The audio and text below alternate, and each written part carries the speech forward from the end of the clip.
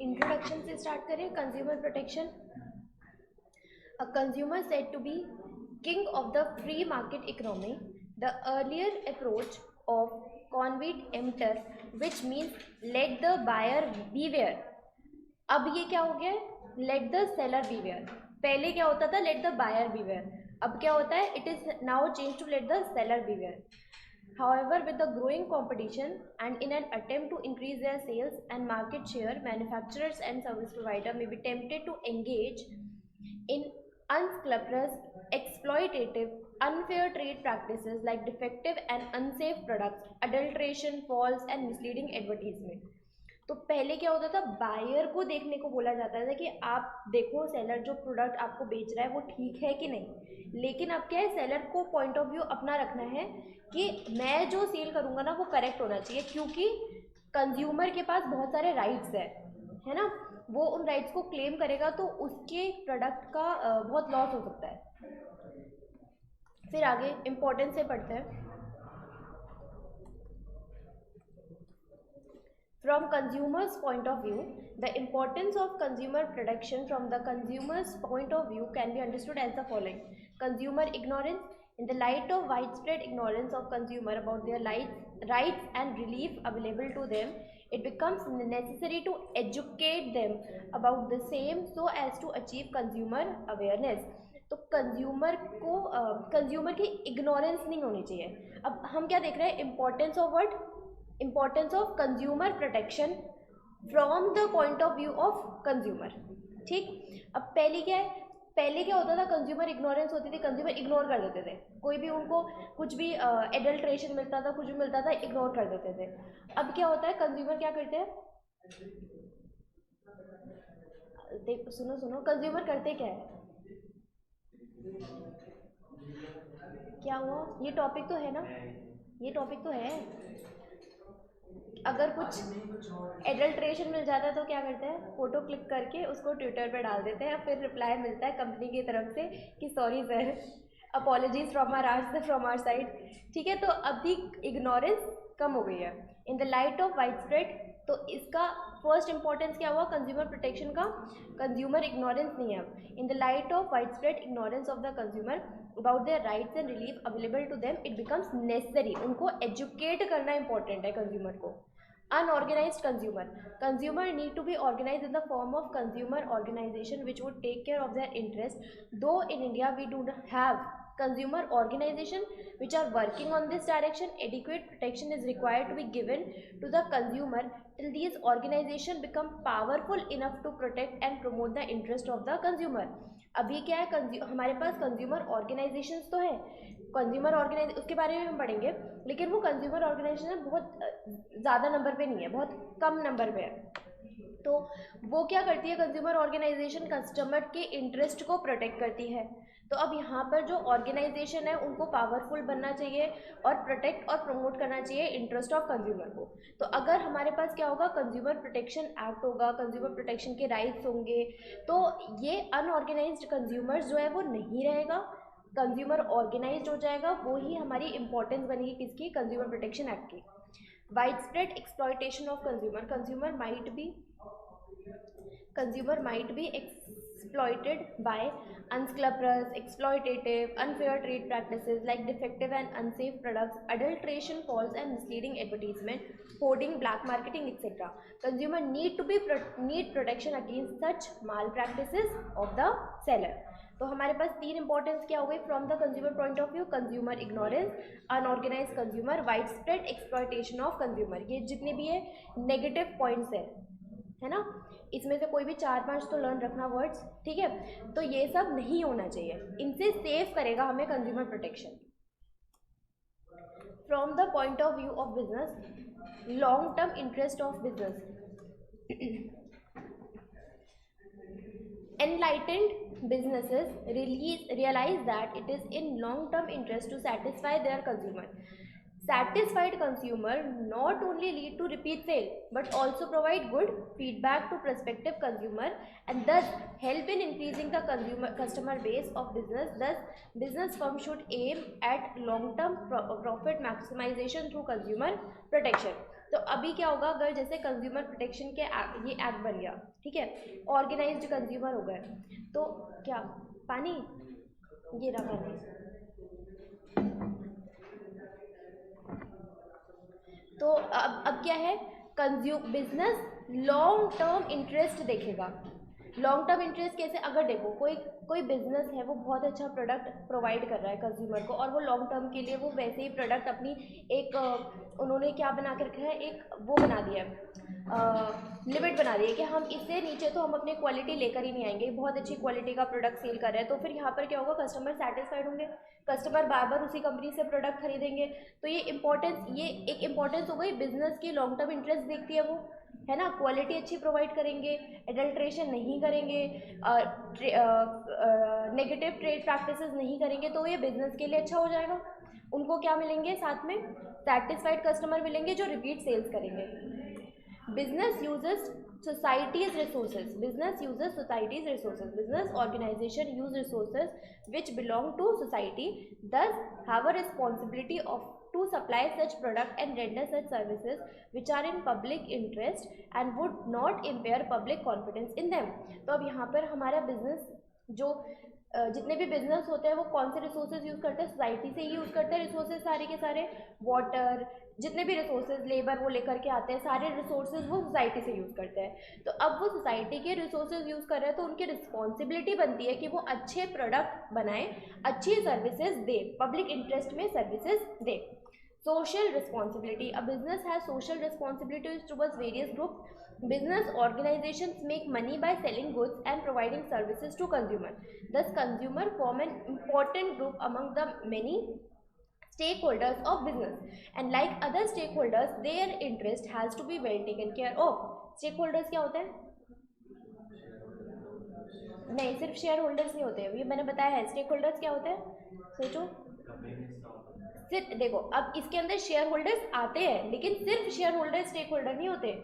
यहाँ पे जितने भी लोग, नहीं, जितने भी लोग कंपनी से कुछ ना कुछ डिपेंडेंट होते हैं ना, जो कंपनी के बुक्स ऑफ अकाउंट्स देखते हैं, जो लोग कहीं ना कहीं कनेक्टेड है कंपनी से, वो सारे स्टेक होल्डर्स होते हैं। यहाँ पे शेयर होल्डर्स भी आता है, यहाँ पर गवर्नमेंट भी आता है, कंपनी के एम्प्लॉयज़ भी आते हैं, कस्टमर्स भी आते हैं, ये सब लोग आते हैं। जितने भी लोग कहीं ना कहीं रिलेटेड है बिजनेस से, उन सबको हम स्टेक होल्डर्स बोलते हैं।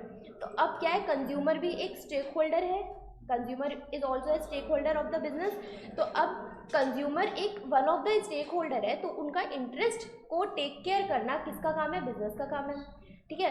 तो with the help of consumer protection आने की वजह से वो सोशल रिस्पॉन्सिबिलिटी दिखाएंगे बिजनेसेस, और उनको इसलिए इंपॉर्टेंस मिलेगी और वो टेक केयर करेंगे interest of consumers.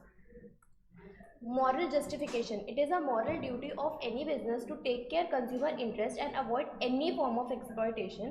Thus, a business must avoid unscrupulous, exploitative, unfair trade practices like defective and unsafe products, adulteration, false, misleading advertisement, hoarding, black market, etc. तो अब यहाँ पे हमें morally हमें justified रहना है, बिजनेस को कुछ गलत काम नहीं करना, ठीक है, ये सारी चीज़ें नहीं करनी है, अवॉइड करनी है। Government intervention, a business engaging in any form of exploitative trade practices would invite government intervention or action. This can impair and tarnish the image of the company. Thus, it is advisable that business organization voluntarily resort to such practices where the customer's need and interest will be taken care of. तो अब government का intervention भी होता है, government भी ध्यान रखती है। गवर्नमेंट नहीं तो ये अभी ये जो है ना कंज्यूमर प्रोटेक्शन नहीं लिखा है, ये भी एक एक्ट है, कंज्यूमर प्रोटेक्शन एक्ट।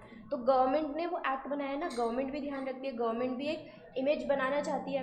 तो अब यहाँ पर a business engaging in any form of exploitative trade practices would invite, अगर कोई बिजनेस कुछ गलत करेगा ना, अनफेयर ट्रेड प्रैक्टिसेस करेगा, तो वो गवर्नमेंट को इनवाइट करेगा एक्शन लेने के लिए, गवर्नमेंट को बीच में इंटरवीन करने के लिए, तो गवर्नमेंट इंटरवीन करेगी। लीगल प्रोटेक्शन टू कंज्यूमर नहीं आ रहे,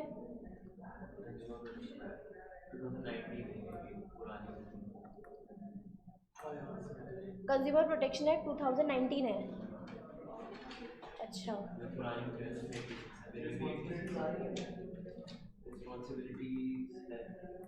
ये बताओ कंज्यूमर राइट्स ठीक है, कंज्यूमर राइट्स पढ़ते हैं।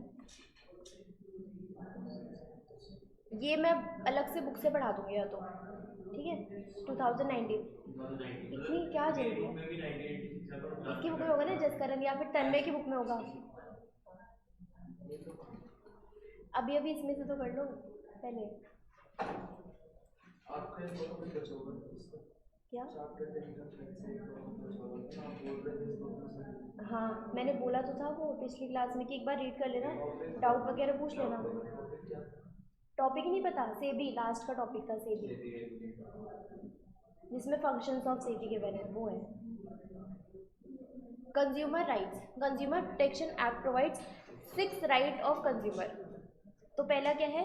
Right to safety, consumer has right to be protected. अब इसके अंदर ये जो इतने सारे राइट्स, 6 राइट्स के बने ना, इसके ऊपर एक केस स्टडी बन के आ जाएगी और फिर आपका लिखा रहेगा कि राइट्स पहचानो कौन सा वाला राइट है।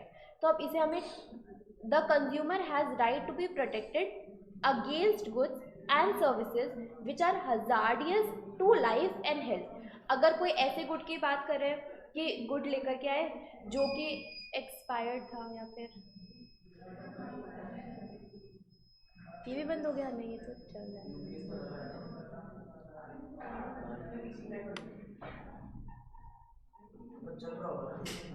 हाँ, ये तो इसमें तो ब्लू लाइट जल रही है। यूपीएस तो यहाँ पे है ना, ये तो सीपीयू है।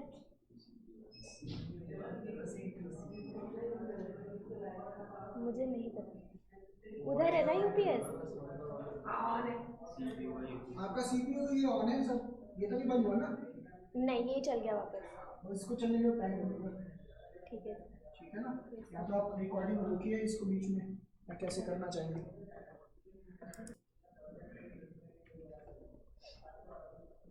इसके अंदर ना हमें जो कीवर्ड्स है ना उसका ध्यान देना होगा, नहीं तो हम किसी का राइट किसी और में लेके आ जाएंगे केस स्टडी में, ठीक है।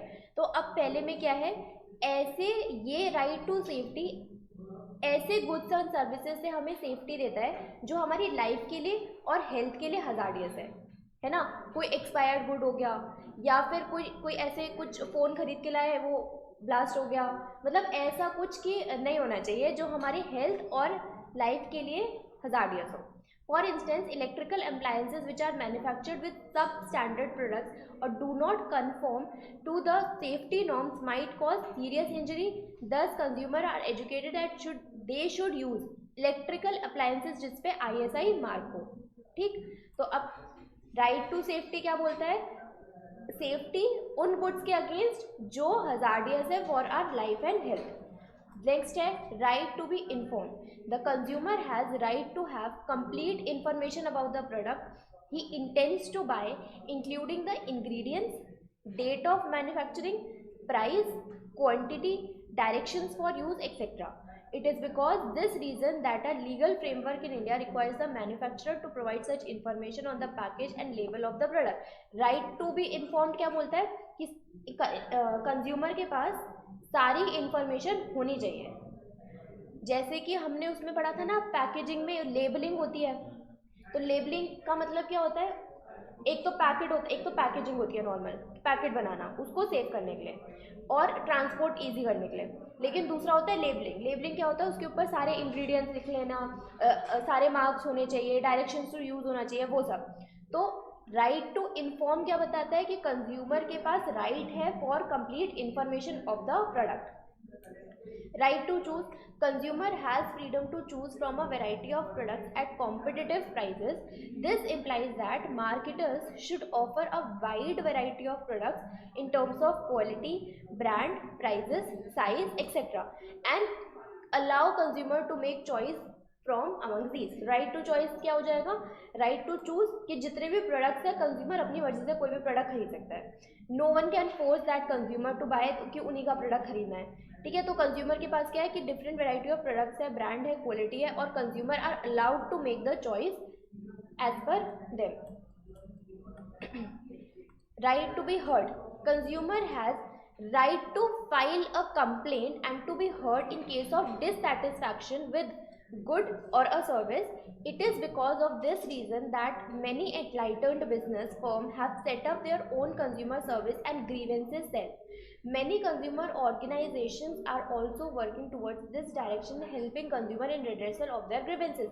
अगर कंज्यूमर ने कोई प्रोडक्ट बाय करा और उसके बाद उसकी जो ग्रीवेंसेज है वो कोई सुनने वाला नहीं होगा, कस्टमर केयर ये आंसर नहीं कर रहे, तो ये बहुत ही गलत इम्पैक्ट डालेगा. तो कंज्यूमर के पास उसको पता होना चाहिए कि उसके पास ये राइट है, राइट टू बी हर्ड, कि अगर उसके पास कोई कंप्लेंट है तो वो जाकर के उसको फाइल कर सकता है. उसको कोई भी डिससेटिस्फैक्शन है तो वो राइट टू बी हर्ड है उसके पास, उसको सुना जाएगा, उसकी कंप्लेंट को सुना जाएगा, उसकी कंप्लेंट को फाइल किया जाएगा. फिर right to seek redressal. The consumer has right to get relief in case of product fall short of his expectation. The consumer protection act provides a number of reliefs to the consumer, including replacement of product, removal or defect of product, compensation paid of any loss or injury suffered by the customer. तो अब यहाँ पे क्या होगा, consumer के पास क्या है, right to seek redressal. उसके पास अगर उसको गलत प्रोडक्ट मिला है तो उसके अगेंस्ट उस प्रोडक्ट का रिलीफ उसको मिल सके, उसके पास वो भी राइट है. ठीक है. जोमेटो से केक ऑर्डर करके देखो, अगर वो ख़राब निकल गया, अगर वो टूटा फूटा है ना, फ़ोटो खींचे, पैसे वापस हो जाते हैं, फुल पैसे वापस हो जाते हैं. क्या क्या बोल रहे हो? पैसे भी आपके, हाँ.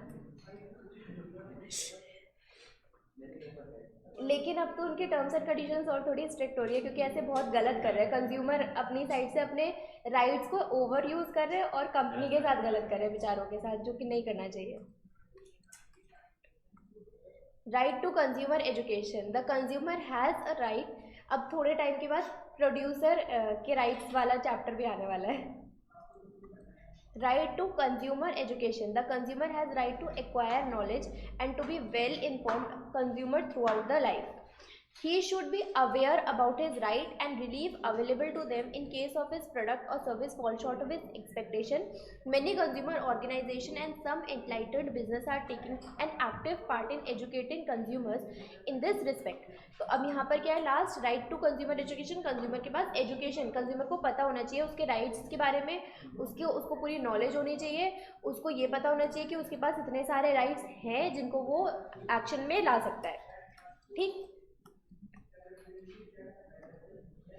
नेक्स्ट टॉपिक बताओ. हाँ, consumer responsibilities. Consumer should keep in mind the following responsibilities while purchasing, using and consuming goods and services. अब यहाँ पर ज़रूरी नहीं है कि हम ये वाला जो इससे पहले वाला राइट वाला जो हमने पॉइंट पढ़ा कि एक केस स्टडी देंगे और एक ही राइट के बारे में बताना होगा. ये भी हो सकता है कि कुछ केस स्टडी देने के बाद कि जितने भी राइट्स हैं सबके बारे में बताओ, तो हमें वो भी लर्न करना है, सारे पॉइंट्स तो याद करने ही हैं. Consumer responsibilities. Be aware about various goods and services available in the market that an intelligent and wise choice can be made. तो हमें क्या होना चाहिए, हमें अवेयर होना चाहिए कि हमारे पास कितने गुड्स एंड सर्विसेज. अगर हमें फ़ोन खरीदने जाना है तो हम यूट्यूब पे जाकर के हम देख सकते हैं ना, हम अलग अलग हम ले सकते हैं कि हमारा बजट इतने से इतने फॉल कर रहा है, तो हमें कौन सा फ़ोन बेस्ट प्राइसेस पे बेस्ट क्वालिटी का बेस्ट फीचर्स के साथ मिलेगा. तो हमें अवेयर होना चाहिए. Be aware about various goods and services available in the market. Buy only standardise goods as they provide quality assurance. तो पहला क्या पॉइंट हो गया इसके अंदर. अब देखो ये, अब इन्होंने पॉइंट्स बना के नहीं लिखा हुआ कंज्यूमर रिस्पॉन्सिबिलिटीज, तो इसमें एक एक वर्ड एटलीस्ट हम एक हेडिंग डाल सके, वैसा हम लर्न कर सकते हैं पूरा पैराग्राफ से बेटर.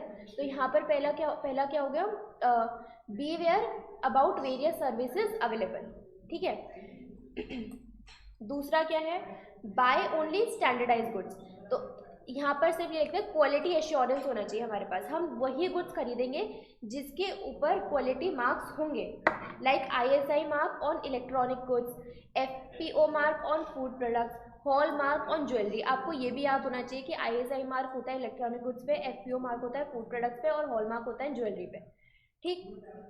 फिर आगे, learn about the risk associated with products और and services, follow manufacturer instructions and use the product safely.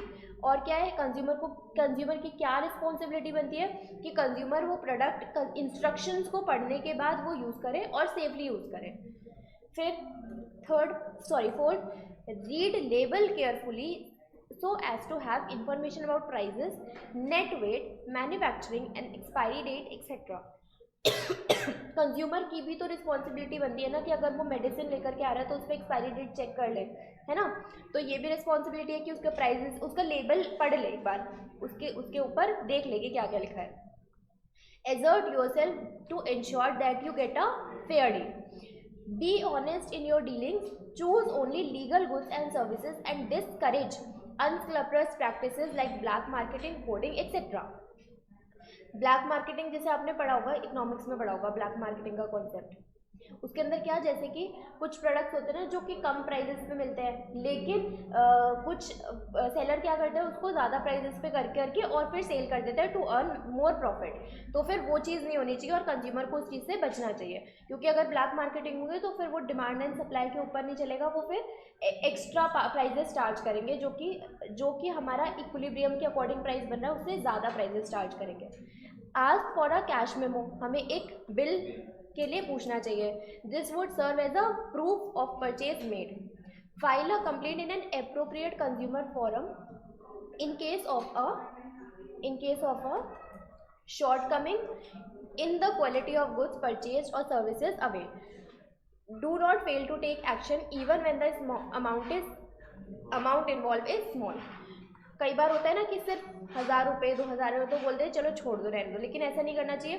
अगर छोटी अमाउंट भी है तब भी हमें जाकर के उसके अगेंस्ट फाइल करनी चाहिए।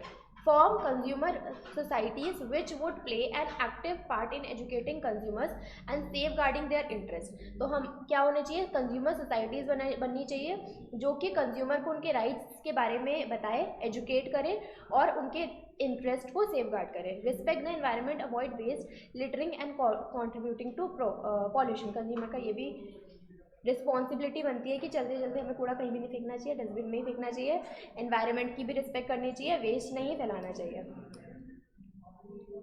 क्या तुम करते हो ऐसा? आगे नेक्स्ट टॉपिक,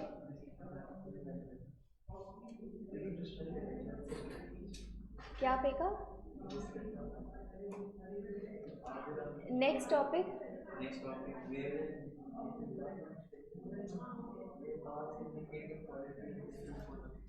क्या क्या, थोड़ा तेज बोलो।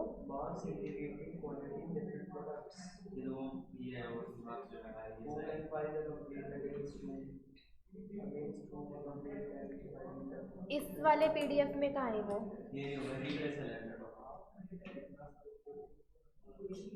Who can file a complaint भी वैसे इंपॉर्टेंट क्वेश्चन है, ये होगा शायद।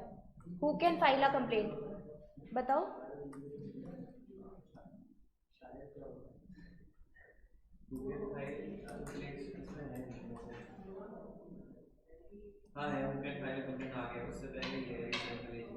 Page number 333।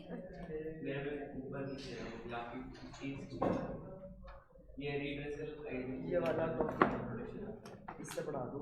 रिड्रेसल एजेंसीज, हाँ मिल गया।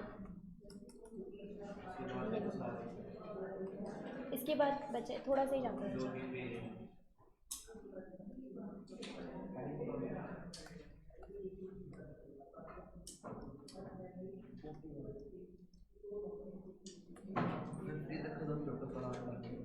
ठीक है, अगर सर ने रोक लिया तो, बाहर बैठे हैं, रोक लिया तो अकाउंट्स पढ़ रहे थे अच्छा, तभी जल्दी, ठीक है। Redressal agencies under the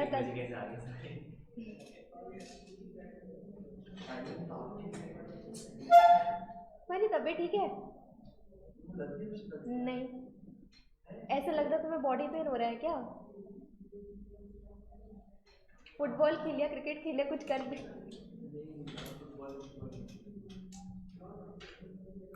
Redressal agencies under the Consumer Protection Act. For the redressal of consumer grievances, the Consumer Protection Act provides for getting up of a 3-tier enforcement machinery at the district, state and national level known as District Consumer dispute redressal forum, state consumer district redressal forum and national consumer district redressal commission. तो अब यहाँ पर यहाँ पर हमारे पास क्या है, enforcement machinery है जो कंज्यूमर के राइट को प्रोटेक्ट करता है, ठीक। डिस्ट्रिक्ट लेवल पे जो है उसको हम क्या बोलते हैं, district consumer dispute redressal forum. State level वाले को क्या बोलते हैं, state consumer dispute redressal commission, और नेशनल लेवल वाले को बोलते हैं हम national consumer dispute redressal commission. They are briefly, उसको शॉर्ट में हम क्या बोलते हैं, डिस्ट्रिक्ट फोरम, स्टेट कमीशन और national commission respectively. While national commission is set up by central government, state commission and district commission forum are set up by each state and district. ये 1 mark के लिए याद रखना, ठीक है। यहाँ पर नेशनल कमीशन कौन सेटअप करता है, सेंट्रल गवर्नमेंट, और डिस्ट्रिक्ट और स्टेट फोरम कौन स्टैब्लिश करता है, डिस्ट्रिक्ट या फिर state, bye the state government concern. The figure on redressal agencies shows the hierarchical structure of this 3-tier machinery before starting the setup। तो सेटअप हम पढ़ेंगे, उसके पहले हमें क्या पढ़ना है, consumer is generally understood as a person, consumer की definition as a person who uses और कंज्यूम्स गुड्स और अवेल्स एनी सर्विसेज। तो ये यहाँ से लेकर यहाँ तक हो गई कंज्यूमर की definition. Consumer is generally understood as a person who uses और कंज्यूम गुड्स और अवेल्स एनी सर्विसेज। अगर किसी ने फ्री में गुड्स लिए हैं, फ्री में उसको गुड्स मिला है, तो क्या वो कंज्यूमर होगा, नहीं, फ्री वाला नहीं होगा। यहाँ पर कंसिडरेशन भी इम्पोर्टेंट होता है। तो कंज्यूमर कौन है, जिसने गुड्स को यूज़ करा है, कंज्यूम करा है और अवेल करी है सर्विसेज। अब यहाँ पर under consumer protection act, consumer protection act consumer को इन पॉइंट से डिफाइन करता है। पहला क्या, any person who buys any goods for consideration, पहले ही पॉइंट लिखा है कि कंसिडरेशन, कंसिडरेशन क्या होता है, कुछ देने के बदले हम कुछ ले रहे हैं। तो हमने अगर हमने गुड्स लिए हैं तो हमने उसके बदले प्राइजेस पे करे हैं, विच हैज़ बीन पेड और प्रॉमिस और पार्टली पेड और पार्टली प्रॉमिस और under any scheme of deferred payment. तो वो कंसिडरेशन किसी भी तरीके से पेड हो सकता है। हो सकता है कि हमने पूरी पेमेंट कर दी, हो सकता है हमने आधी पेमेंट करी और आधी हमने प्रॉमिस करी है कि हम पे कर देंगे, या फिर हम डेफर्ड पेमेंट कर रहे हैं, मतलब हम इंस्टॉलमेंट्स में पेमेंट कर रहे हैं उसकी। It includes any user of such good when such use is made with the approval of the buyer but does not include a person who obtains goods for resale or for any commercial purpose। यहाँ पर ये last में ना important है कि consumer उसको नहीं बोलते हम जो रीसेल के लिए या फिर कमर्शियल पर्पस के लिए गुड खरीदता है।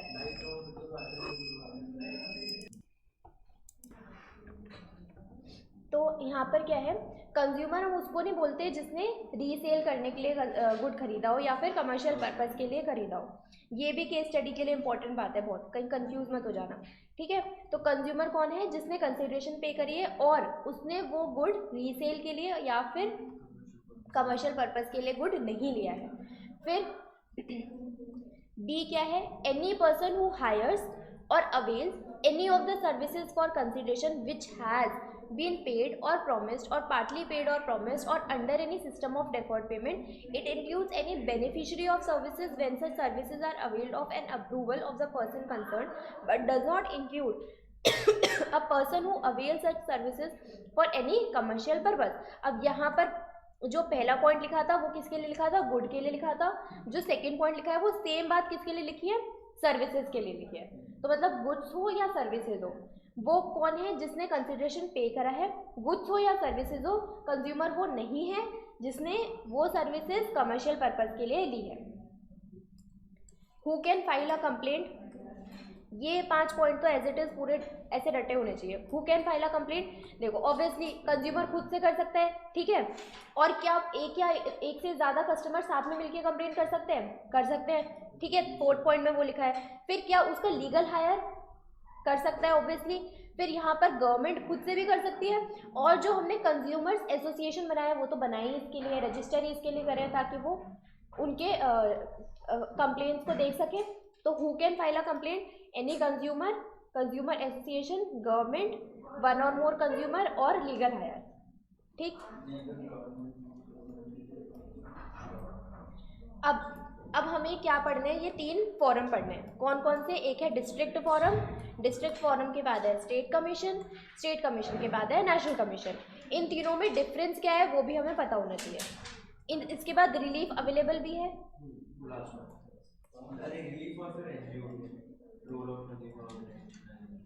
अच्छा ठीक है, हाँ ठीक है।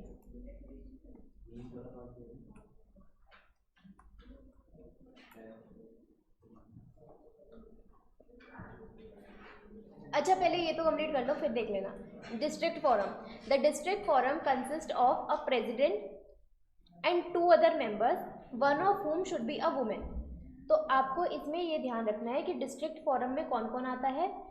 प्रेसिडेंट आता है, 2 और मेंबर्स आते हैं, और उन 2 मेंबर्स में से एक वुमेन होनी चाहिए। They all are appointed by the state government concern. A complain can be made to appropriate district forum when the value of goods or services in question along with the compensation claim does not exceed rupees 20 lakh। क्या ये amount change हुई है?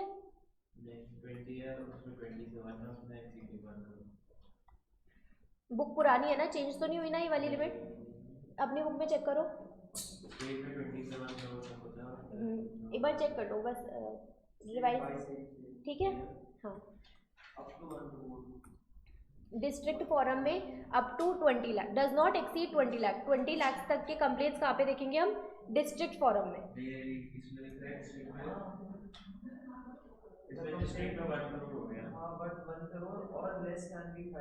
वही मैंने बोला कि ये change मेरे को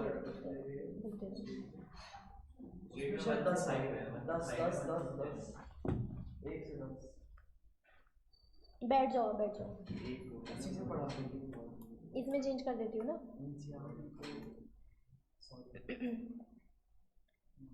तो यहाँ पर क्या है, 1 करोड़ और लेस कर दो, 20 लाख को काट के 1 करोड़ और लेस। बैठ जाओ, उसकी बुक में देख लो। तो एक तो ये वाला पॉइंट हो गया, प्रेसिडेंट एंड 2 अदर मेंबर वाला, one of whom should be a women. और फिर उसके बाद हमारा सेकेंड पॉइंट क्या हो गया, हम कौन सी कंप्लेंट्स इसके अंदर देखेंगे, जो कि है 1 करोड़ और लेस वाली। फिर next point, on receiving a complaint district forum shall refer the complaint to the party against whom the complaint is filed। if required goods और a sample thereof shall be sent for testing। हमारे पास third point क्या हो गया कि अगर हमें ज़रूरत पड़ेगी तो हम उस गुड्स के सैंपल मंगवाएंगे और फिर उसको लेबोरेटरी में टेस्टिंग के लिए भेजेंगे। District forum shall pass an order after considering the test report from the laboratory and hearing to the party against whom the complaint is filed। in case of aggrieved party is not satisfied with the order of district forum, he can appeal before the state commission within 45 days। within 45 days।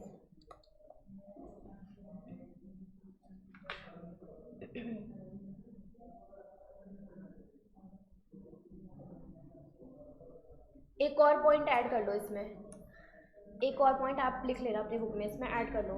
District forum may be given grieve parties 5 days for settlement. District forum may give grieved parties 5 days for settlement.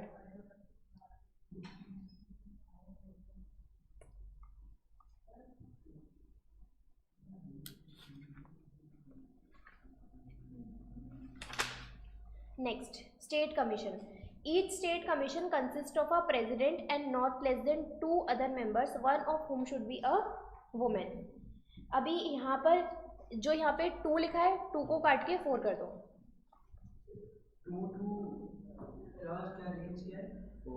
Consist of a president and at least 4 member. ठीक है, एक उसमें उतना ही था। ठीक है, district में हमारे पास एक प्रेसिडेंट और 2 मेंबर्स, वो ठीक था। ठीक है, यहाँ पर स्टेट कमीशन पे एक प्रेसिडेंट और 4 मेंबर, एटलीस्ट 4 मेंबर। अभी और यहाँ पर फिर इसके बाद ये जो लिमिट है ये क्या हो जाएगी, 20 लाख से डज नॉट एक्सीड 1 करोड़ काट के हमें करना है more than 1 crore to 10 crore, more than 1 crore to 10 crore, more than 1 crore to 10 crore limit है। और इसके अंदर जो वो 30 days लिखा है फॉर पासिंग द ऑर्डर, वो करेक्ट है, 30 days ही है। ठीक,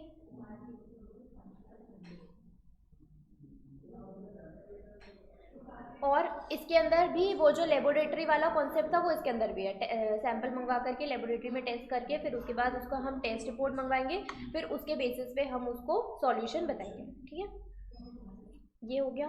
फिर आगे नेक्स्ट पॉइंट क्या हमारा, नेशनल कमीशन। नेशनल कमीशन में पहला तो है प्रेसिडेंट और 4 member, 1 of whom should be a women. तो यहाँ पर 4 मेंबर्स तो ठीक लिखा है, एक प्रेसिडेंट और 4 members, 1 of whom should be a women, appointed by central government.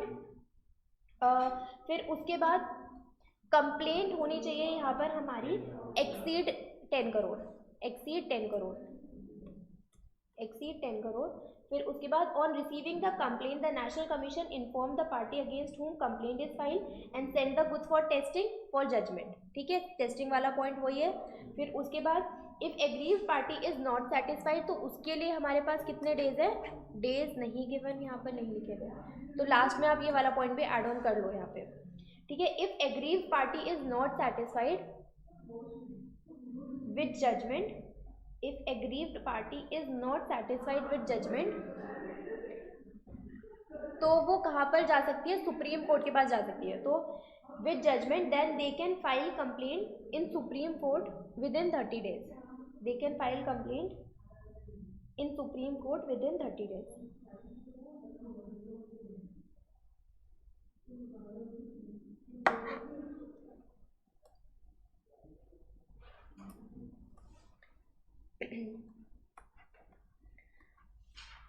एक पॉइंट और ऐड कर लेना इन तीनों में।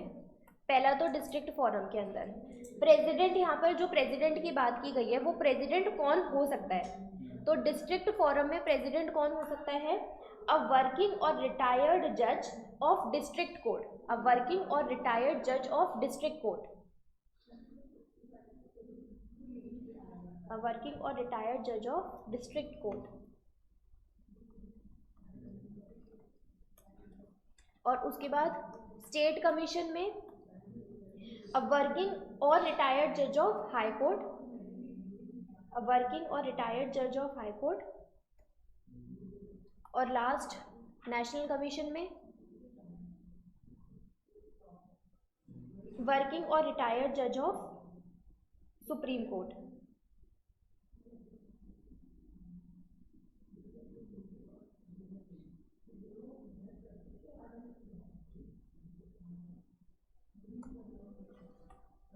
रिलीफ अवेलेबल है ना,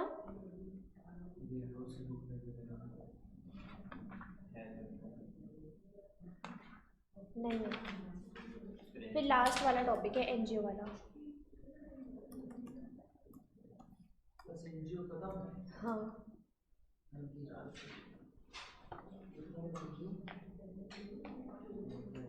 role of consumer organisation and NGO.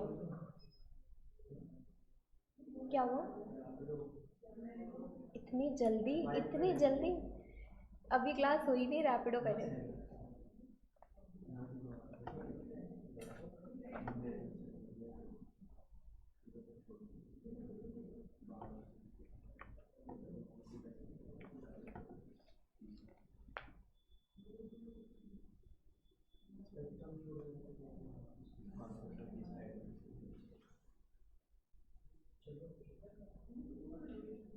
पढ़े NGO, role of consumer organisation and NGOs. In India several consumer organisation and non governmental organisation NGO have been set up for protection and promotion of consumer interest.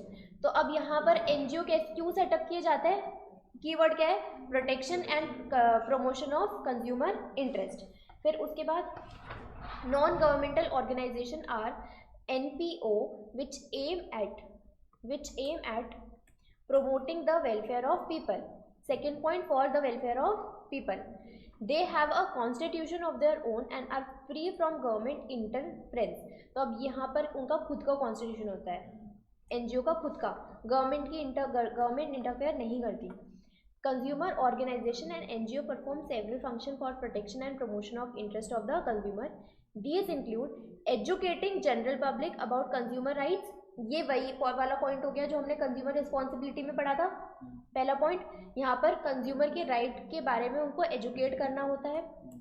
फिर आगे publishing periodicals and other publication to impart knowledge about consumer problem, legal reporting belief available and other matters of interest. फिर यहाँ पर वो हमारी problem को solve करने के लिए काम करते हैं, कंज्यूमर की प्रॉब्लम को लीगल रिपोर्टिंग करते हैं, उनके पास रिलीफ प्रोवाइड करते हैं, मतलब सॉल्यूशंस प्रोवाइड करते हैं। फिर third point, carrying out comparative testing of consumer products in accredit laboratories. अब टेस्टिंग वाला काम कौन करता है, ये टेस्ट करने के लिए ये सैंपल्स भेजते हैं और टेस्ट रिजल्ट्स को फिर पब्लिश करते हैं for the consumer, for the benefit of the consumer. यहाँ पे अलग अलग प्रोडक्ट्स के सैंपल कलेक्ट करते हैं, लेबोरेटरी में भेजते हैं, उनके सैंपल टेस्ट करवाते हैं और फिर जो उनका टेस्ट का रिजल्ट आता है वो कंज्यूमर के बेनिफिट के लिए पब्लिश करते हैं।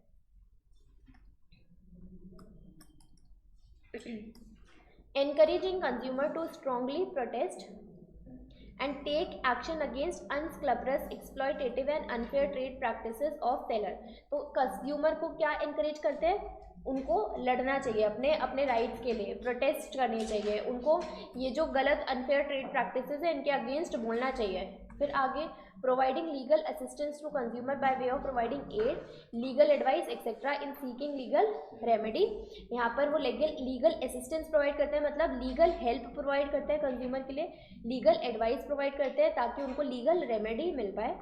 Filing complaints in appropriate consumer courts in on behalf of consumer. Consumer अगर खुद से नहीं कर रहा है तो वो उनके बिहाफ पर पे क्या कर सकता है, कंप्लेंट फाइल कर सकते हैं। ये पॉइंट हमने उसमें भी देखा, who can file a complaint में था कंज्यूमर एसोसिएशन, तो ये कंज्यूमर के बिहाफ पे क्या कर सकते हैं, कंप्लेंट फाइल कर सकते हैं। Taking an initiative and filing cases in consumer courts in the interest of general public, not for any individual. तो अब ये इनिशिएटिव किसके लिए लेते हैं, जनरल पब्लिक के लिए लेते हैं, सिर्फ एक के लिए नहीं, ये एज अ होल सबके लिए ये इनिशिएटिव लेते हैं, सारी पब्लिक के लिए इनिशिएटिव लेते हैं।